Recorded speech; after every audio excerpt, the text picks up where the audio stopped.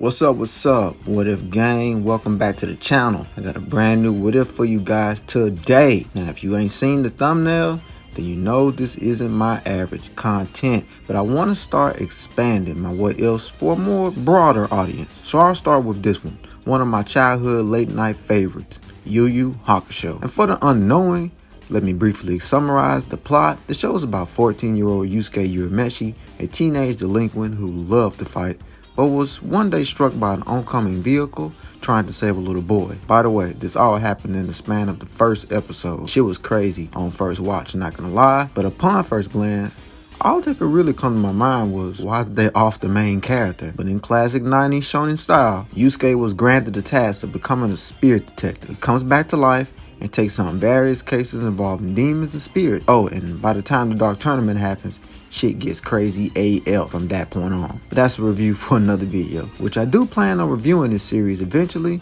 once given the time. But for this What If, I'm going to be changing up events in the Yu Yu timeline. Also, if you haven't already, be sure to like and subscribe to get notifications for when I drop a new video, and comment down below.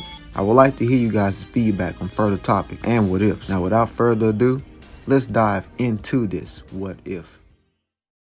We begin our story with Yusuke Urameshi, skipping class as usual, roaming around with everything going similar to Canon Up until the incident with the little boy, which is where the What If begins. So I'm gonna say that Keiko had followed Yusuke from Sakurachi Junior High to convince the delinquent to come back to class. Before she could reach Urameshi, Keiko noticed an out-of-control driver heading towards the little boy that had wandered into the streets. And right before Yusuke dove to save the boy, Keiko had waved her hands around, suddenly catching the driver's attention, causing the car to swerve into a nearby street lamp, preventing the death of Yusuke and changing history going forward. So Yusuke swooped in, grabbing the boy, telling him to stay out the streets and head home.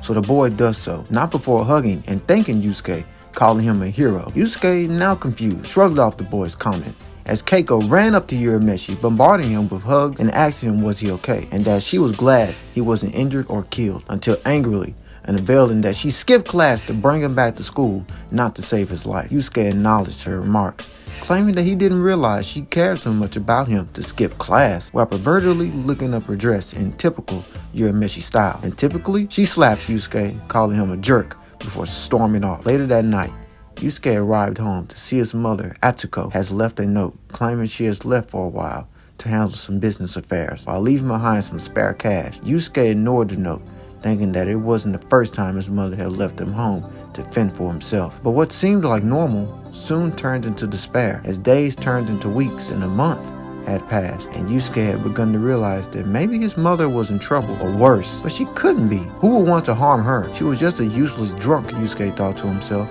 So after weeks of missing school and waiting up for his mother, Keiko had decided to drop by to check on Yusuke, but finds him sitting outside his mother's apartment building. Keiko asks why Yusuke hasn't attended school.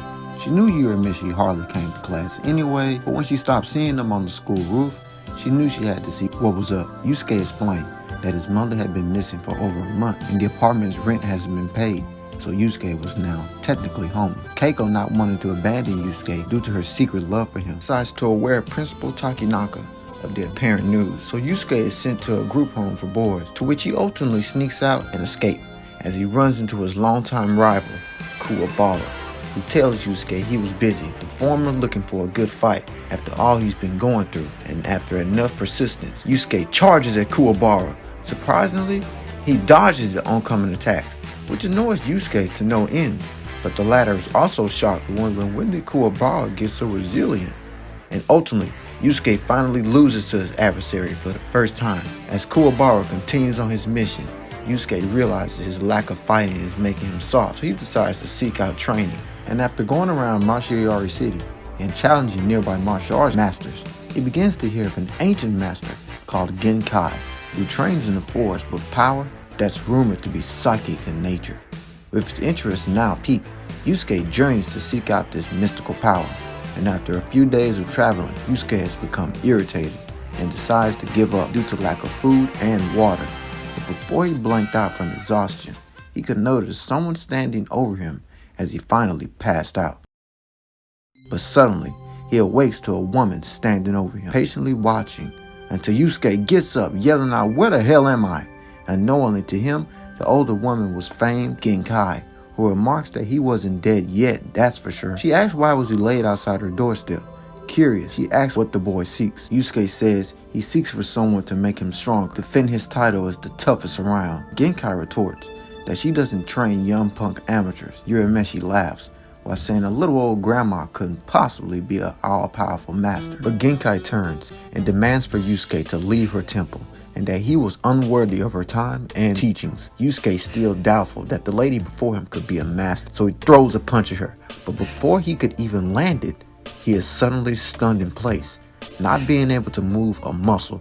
Yusuke blurted out why he couldn't move his fist or any muscles in his body. So Genkai explains that she paralyzed him just from a touch of her finger, which dumbfounded the kid beyond belief. All of a sudden, Yusuke was sent hurling down a flight of stairs. Lucky he couldn't feel the impact of the fall, but when he reached the bottom, he could move his limbs once again. And promptly, Yusuke races back up the temple steps, begging out Genkai to let him stay for a while. He had no place else to go, so out of pity, Genkai decides to let Yusuke stay for a few days if he promises to help out. And as the days passed, Yusuke began to grow on Genkai. Even though they argued majority of the time, Yusuke had a way of getting through to the master, so eventually she had begun to train Yusuke. After noticing his alarming potential when it came to fighting prowess, she could also sense his incredible spirit energy, which prompted her further into showing Yusuke the spirit gun technique. And after a month of training, Genkai decides to host a tournament to test Yusuke's training and controlling his spirit energy. She also wanted to see, was Yusuke worthy of one day taking her place and power. Unknowingly to Yusuke, Genkai had additionally placed the spirit cuffs onto Yusuke, preventing him from accessing his full potential. It was something she had included in his early training, herself choosing to hold his safety word until dire need. So when the tournament had begun, Yusuke would join his competitors along with rival Kuwabara, surprisingly showing up to contend. Yusuke runs up to Kuwabara, shocked to see him, with Kuwabara saying, "So this where you been hiding out? You just abandoned everyone, huh?" Yusuke argues that he came to get stronger, nothing more. Kuwabara says, "Same old Urameshi. You know, I've been going through a few changes myself," while noting the last time they met, Yusuke couldn't keep up. The former now fired up, and both fighters are now keen to test each other throughout the tournament. Quite a change in plot, I'll say. But what do you guys think could happen going forward? Only way to find out is by liking this video and subscribing to the channel. I appreciate your Pizzo gang, and also be on the lookout for part 5 of What If Vegeta Came to Earth. I will be dropping that within a few weeks or less, hopefully. I truly apologize about my uploading performances, but it's honestly my daily life, my funds, that's keeping me from uploading regularly right now. But I believe in all due time, this will one day pay off, and I'll be able to commit to regular uploads on a weekly basis. So just hang tight for me, y'all. For all that being said, I'ma head out, y'all. Hey, I'll see y'all in the next What If.